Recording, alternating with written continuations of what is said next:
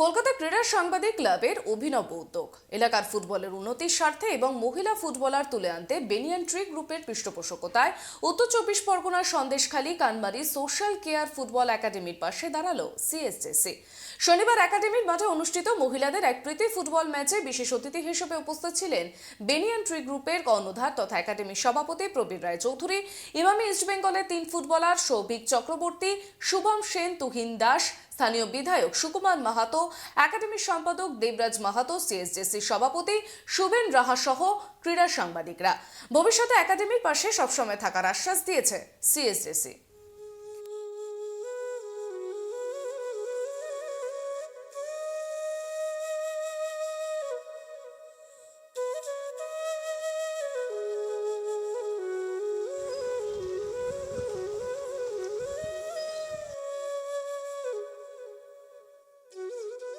সুন্দরবন লাগোয়া প্রত্যন্ত জনপদ সন্দেশখালীর কানমারি গ্রাম।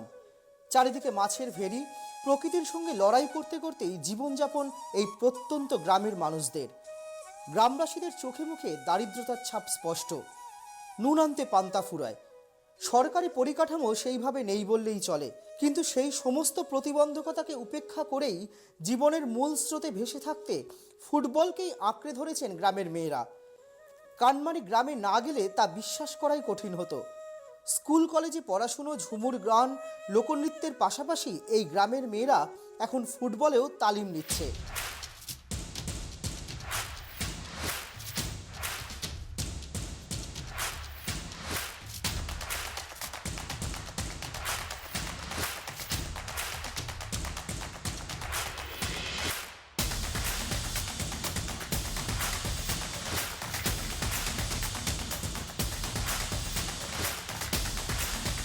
কানমারি মোহনবাগান ক্লাবের সহযোগিতায় কানমারির সোশ্যাল কেয়ার ফুটবল একাডেমিতে গ্রামের 70 থেকে 75 জন মেয়ে বর্তমানে ফুটবলের ট্রেনিং নিচ্ছে। ঘাসহীন রুক্ষ বইমেলা ময়দানেই প্রতিদিন চলে ফুটবল প্রশিক্ষণ। সদ্য সমাপ্ত কন্যাশ্রী কাপেও এই একাডেমির 2-3 জন বিভিন্ন ক্লাবের হয়েও খেলেছেন। কিন্তু এখানেই থেমে থাকতে চায় না এই একাডেমি। তাদের এই স্বপ্নকে বাস্তবায়িত করতে এগিয়ে এসেছেন বেনিয়ান ট্রি গ্রুপের কর্ণধার তথা একাডেমির সভাপতি প্রবীর রায়চৌধুরী। আর্থিক সাহায্যের পাশাপাশি খাবার, জার্সি, ফুটবল সহ যাবতীয় প্রয়োজনীয় ক্রীড়া সরঞ্জামের যোগান দিয়ে চলেছেন তিনি।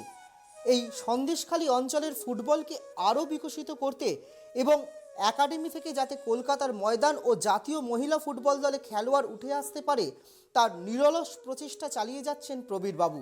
শুধু ফুটবল নয়, একাডেমির এই মেয়েদের পড়াশুনো এবং সুষম খাবারের বিষয়টিও নিশ্চিত করার চেষ্টা করছেন বলেও জানালেন বেনিয়ান ট্রি গ্রুপের কর্ণধার। দেখুন, ভাবনাটা হচ্ছে যে পিছিয়ে পড়া মানুষের জন্য কিছু করার একটা চিন্তা ভাবনা ছিলই। সেইটা যখন আমরা একটা সুযোগ পেলাম এখানে, তো একটা তো প্ল্যাটফর্ম লাগে কিছু করতে গেলে। আমাদের কলকাতার আশেপাশে বহু মানুষ আছে এটা করার জন্যে, কিন্তু এই সব অঞ্চলে সত্যিকারের বলতে যে এরকম প্রত্যন্ত অঞ্চল এখানে আসা, আর এরা খুব কষ্টের জীবন এদের। এই সুন্দরবনের এই অঞ্চলের যারা বাচ্চা, এদের সত্যি সত্যি খুব কষ্টের জীবন। তো আমাদের মনে হলো যে ফুটবলটাকে দিয়ে শুরু করা যাক।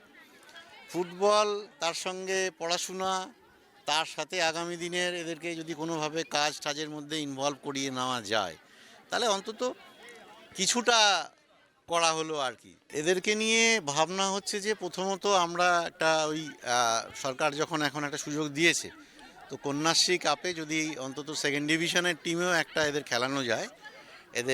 এরা 65টা মেয়ে আছে, তার থেকে আশা করি 15-20 জনের একটা ভালো টিম আমরা করতে পারবো।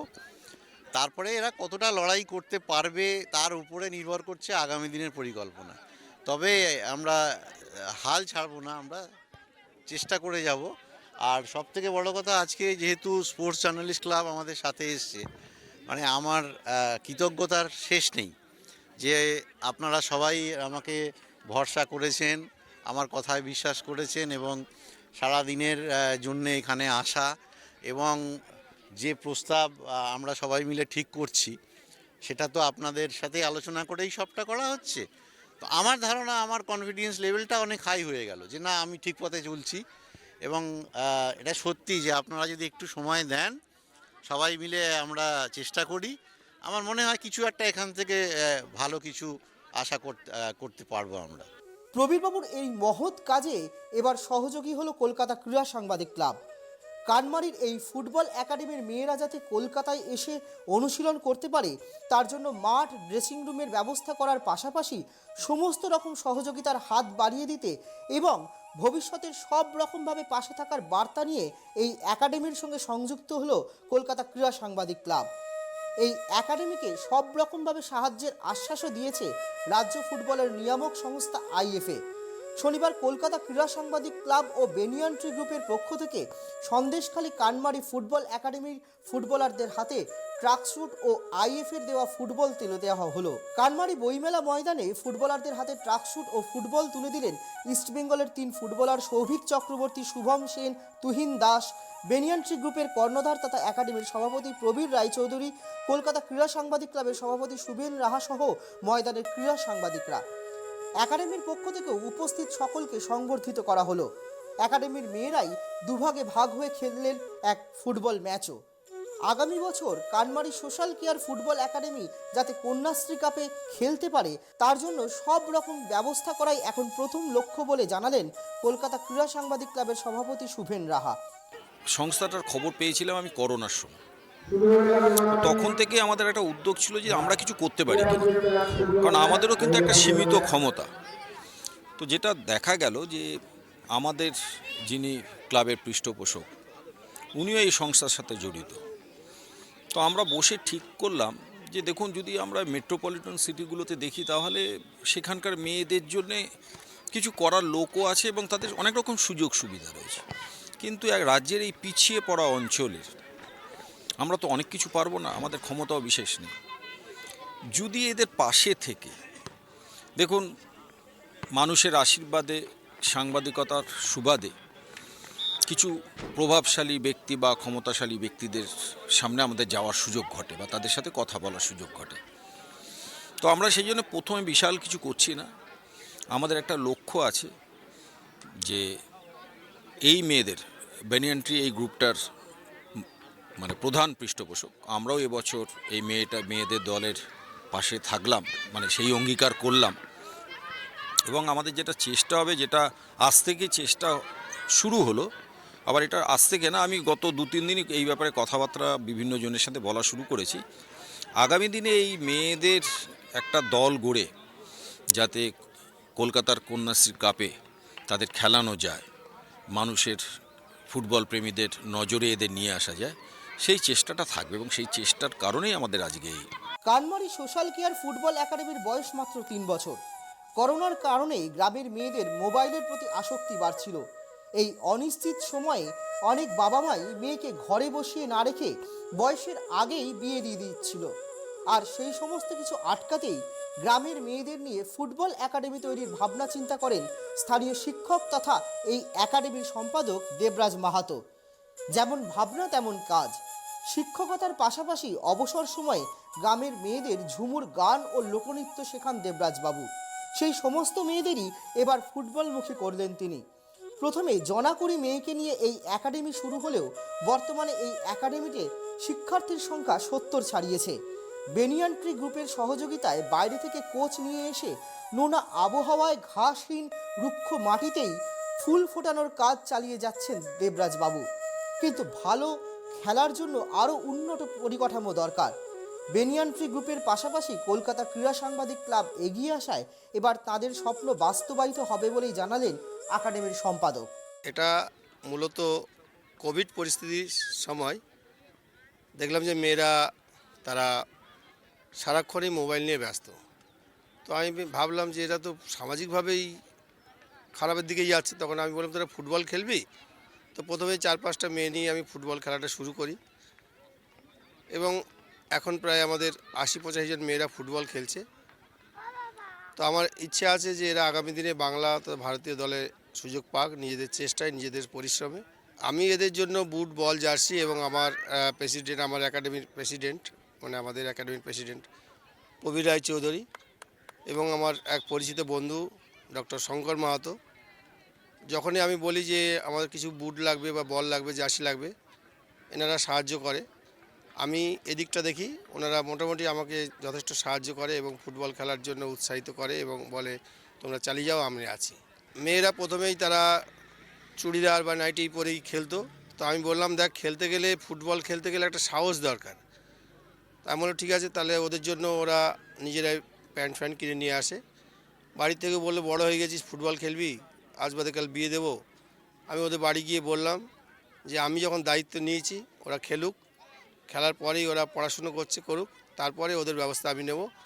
এবং আস্তে আস্তে অনেক মেয়েরাই আগ্রহ দেখাচ্ছে ফুটবল খেলতে এবং তারাও সাহসী হচ্ছে, বাড়িতে বলছে। অনেক গার্জেনও কলকাতায় বিভিন্ন সময় যাচ্ছে ওরা এবং 2-3টে টুর্নামেন্ট তারা খেলছে এবং কোনো অসুবিধা কিছু হচ্ছে না আপাতত এই সময়ের মধ্যে। এই একাডেমিতে প্রশিক্ষণ নিয়েই কলকাতার বড় ক্লাবের পাশাপাশি জাতীয় দলের খেলার স্বপ্ন দেখতে শুরু করে দিয়েছেন সোনালী মাহাতো, সুমনা সর্দার, প্রতিমা সর্দার, অপর্ণা সর্দার, প্রতিমা মাহাতো, বৃহস্পতি সর্দাররা। লকডাউনের সময় বসে থাকতাম, বাড়িতে কোনো কাজ নেই, পড়াশুনো করাও আর বাড়িতে বসে থাকো, স্কুল কলেজ সব বন্ধ হয়ে গেছে। তার জন্য অনেক দিন ধরে ভাবছি কিছু তো করতে হবে। বসে বসে সবার মস্তিষ্ক, মন মেজাজ ওরকম ভালো নেই। তার জন্য আমরা সবাই মিলে ভাবলাম, কাকুকে বললাম যে আমরাও ফুটবল খেলি, দেখি না কি হয় খেলে।